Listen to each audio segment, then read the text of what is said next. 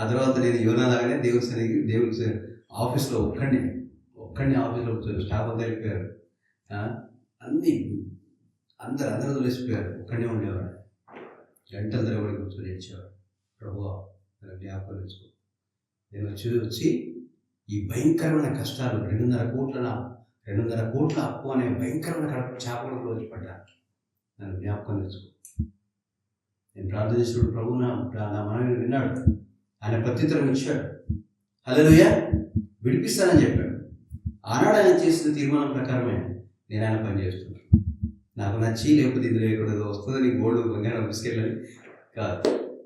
హల్లెలూయా.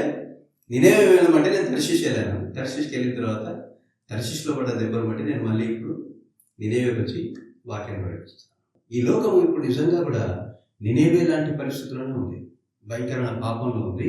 ఈ పాపం నుండి మనుషులను విడిపించడానికి ఆయన పక్షాన ప్రకటన చేయాల్సింది ఆయన యొక్క పిల్లలే, ఆయన యొక్క శిష్యులే. ఆయన ఏర్పాటు చేసుకున్న నువ్వు నేనే. హల్లెలూయా. కానీ ఎప్పుడైతే మనము ఆయన యొక్క సంకల్పాన్ని, ఆయన యొక్క అద్భుతమైన ఏర్పాటుని విడిచిపెట్టి, ప్రతి ఒక్కరు బైబిల్ చేతులు పట్టుకు తిరగమని కాదని అర్థము. ఆయన తన సంకల్పం నీ పట్ల ఏమైందో నీకు చెప్తాడు. ఆయన సంకల్పాన్ని మనం విడిచిపెట్టి ఎప్పుడైతే తిరుగుతామో మనకు శ్రమలు వస్తాయి. ఆ శ్రమల్లో మళ్ళీ కాకపోతే దేవునికి స్తోత్రం, నీకున్న మహదద్భుతమైన భాగ్యం ఏంటంటే ఆ శ్రమలో కనుక నువ్వు మళ్ళీ తిరిగి ఆయన సన్నిధిలో మోకరించి ఆయన ప్రార్థన చేసావంటే ఆయన నేను అంగీకరిస్తాడు, నీకు ప్రత్యుత్తరం ఇస్తాడు. నువ్వేం చేయాలని నీకు చెప్తాడు, ఆయన నిన్ను విడిపిస్తాడు. దేవుని యొక్క కృపలో మనకేముంది? విజయం ఉంది. మనకి దేవుడు ఎప్పుడైనా సరే రెండో అవకాశం ఇస్తాడు. హల్లెలూయా. కొందరు రెండో అవకాశాన్ని ఫెయిల్ చేసుకున్న వాళ్ళు కూడా ఉన్నారు. వాళ్ళకి దేవుడు మూడో అవకాశం ఇస్తాడు. దేవుడు అవకాశాలు ఇస్తూనే పోతుంటాడు. కానీ లేట్ అయినా కొద్ది ఏమైపోతూ ఉంటుంది? నీ బలం తగ్గిపోతూ ఉంటుంది, నీ మిగిలిన ఆశకం తగ్గిపోతూ ఉంటుంది. కనుక నీ ఫలం తగ్గిపోతూ ఉంటుంది.